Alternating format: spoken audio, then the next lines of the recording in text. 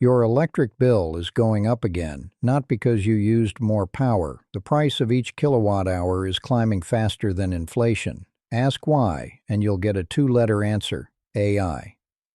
Data centers the size of small towns, running someone else's chatbot on your grid. That answer is true. It just isn't the whole story. Because the machine that decides who pays for the grid, the meter, the rate case, the bill itself, was designed a century ago. By one man. He wired America, sold the dream to his own customers, and broke them on the way down. This already happened. His name was Samuel Insull. His crash wrote the rules your utility lives under today, and those rules are being renegotiated right now, which means the next few years of your bill depend on who wins an argument most people don't know is happening. Start with the numbers. Over the past year, American electricity prices rose about 4%.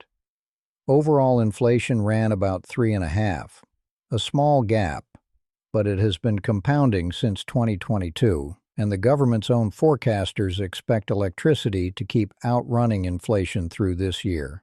Something changed. For more than a decade, American electricity demand barely moved. Efficiency ate growth. Utilities plotted. Then the data centers arrived. In 2023, they used about 4% of the country's electricity. Federal researchers say that could reach 12% by 2028. The grid has not been asked to grow like this since air conditioning swept the suburbs. Here's the part that never makes the news. Before a single new server hums, your bill can move because the grid buys promises. The largest American grid operator, PJM, covers 65 million people. Every year, it runs an auction for capacity, payments to power plants simply for existing when demand peaks. 3 years ago, the price was about $29 per megawatt day, then $270. For 3 straight auctions, it has slammed into the legal price cap, around $330. The latest round committed more than $16 billion. Costs like that flow toward the bills of ordinary households. The second channel is slower and larger. Every substation and line a utility builds goes into something called rate base, which you repay through your bill with a guaranteed profit on top for decades. So, a giant new customer shows up and your bill rises. Strange, isn't it? For most of electricity's history, a giant new customer made everyone's bill go down. That trick is how the entire system got built in the first place. Which brings you to the man behind your meter. London, 1881. A 21-year-old clerk named Samuel Insull steps off a ship in New York to become Thomas Edison's private secretary. Within a decade, he is running Edison's factories. In 1892, he moves to Chicago to run a small power company, and he sees the thing everyone else misses. Electricity cannot be stored. The plant costs a fortune whether it runs or sits idle, so the game is not selling power. The game is filling time. Streetcars in the morning, factories at midday, homes in the evening, sell to everyone, and the same machine earns around the clock.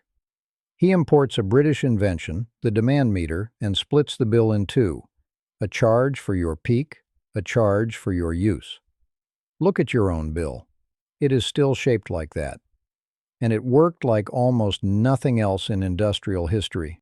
In 1902, 1 kilowatt hour cost the equivalent of more than 6 of today's dollars. The price then fell for half a century until electricity became cheap enough to be boring. Insull did something stranger too. In 1898, he stood in front of his own industry and asked to be regulated. Grant the utility a monopoly, he argued, and let the state set its prices. The deal your utility lives under is the deal he proposed. But growth that fast eats capital. So, where do you find money on that scale? Here is where the story turns. In the 1920s, Insull's companies began selling something new alongside the light bill: stock. Shares in the empire, sold by its own employees to its own customers at a friendly discount, as safe as the lights themselves, went the pitch. 600,000 people bought the shares. Roughly 500,000 more bought the bonds. By 1932, the public held over $2.5 billion of Insull paper. Measured against the economy of its day, that is more than $1 trillion in today's terms. Roughly 1 kilowatt hour in 8, nationwide, ran through his companies. Above the power plants, the structure grew strange. A holding company, Middle West Utilities, owned the operators. Then, to lock in control, Insull stacked 2 more companies on top in 1928 and 1929. Companies whose main asset was stock in the companies below. Leverage, on leverage, on leverage. While the market rose, the top of the pyramid minted fortunes. In 1929, it just looked like genius. A raider named Cyrus Eaton forced his hand in 1930. To buy Eaton out, Insull borrowed tens of millions from New York banks, pledging the empire's own stock as collateral. Then, demand stopped growing. The Depression cut the factory load, the stock slid, and the banks holding it as collateral began to call their loans. In the spring of 1932, the pyramid fell into receivership, reported at the time as the largest business failure in American history. Note carefully what did not fail. The power plants ran. The lights of Chicago never flickered. It was the paper that burned. The meter reader who had put his savings into the company he worked for lost the savings and kept the job. Insull resigned everything that June and sailed for Europe. That autumn, campaigning for president, Franklin Roosevelt made him the age's villain by name, the Ishmael or Insull, whose hand is against every man's. America dragged him back in 1934 and tried him 3 times: mail fraud, embezzlement, every charge prosecutors could draft. 3 juries acquitted him. Nearly everything he had done was legal, and half the country had cheered while he did it. He died in a Paris subway station in 1938, with less than $1 in his pocket, the story goes. The record simply says his estate owed more than it owned. Congress had already delivered the real verdict. The Public Utility Holding Company Act of 1935 dynamited the utility pyramids, and the brand new Securities and Exchange Commission took charge of the paper. Your utility is boring on purpose. Insull is the reason. Now run the 2 films side by side. Then, a technology everyone suddenly needed, demand curves pointing at the sky, and a grid raising capital as fast as paper allowed. Now, the same picture, except the servers wear the halo the dynamos wore. Listen closely to the pitch being made to state regulators this year. Big new customers spread the fixed costs. Growth will lower everyone's rates. That is Insull's argument, nearly word for word. And here is what decides whether it is true. When the grid has spare room, a data center really is an anchor tenant. It fills idle machines and pushes average costs down. When the grid must build new plants, new wires, at today's steel prices and today's interest rates, someone has to underwrite the construction before a single chip computes. 3 auctions pinned at the price cap are telling you which world you live in. So the question of 2026 is not whether AI is a bubble. The question is why part of the bet is financed through the least glamorous instrument in America, the monthly electric bill, signed by people who never agreed to underwrite anything. Even the capital stack has an old shape. More and more of the data center build is funded through special vehicles and private credit, debt stacked at a distance from the asset it rests on. In 1929, the pyramid was at least visible from the sidewalk. This one files fewer photographs. Where does the rhyme break? Mostly in your favor. Insull's empire collapsed from the top, from leverage, and it took Main Street with it because the stock had been sold across the light bill counter. Today's build is financed by the richest companies on earth and their institutional lenders.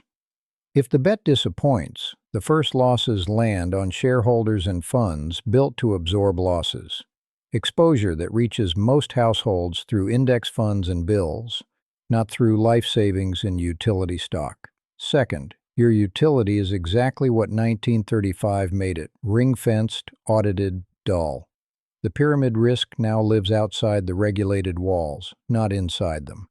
And third, the 1930s broke because demand vanished entirely. AI demand may disappoint, but electric cars, heat pumps, and new factories give this growth story more than one leg to stand on. So, where does the rhyme go next? 4 things are worth watching, all of them public. 1. Your own utilities' next rate case. Buried in those filings is the only question that matters. Who funds new capacity, every ratepayer, or the customers who caused it? 2. The spread of large load tariffs. Ohio now requires big data centers to commit to minimum payments for years, whether or not they draw the power. A lease, not a guest pass. And other states are weighing the same. Each one moves risk off your bill. 3. The capacity auctions. 3 years pinned at the cap is the sound of scarcity.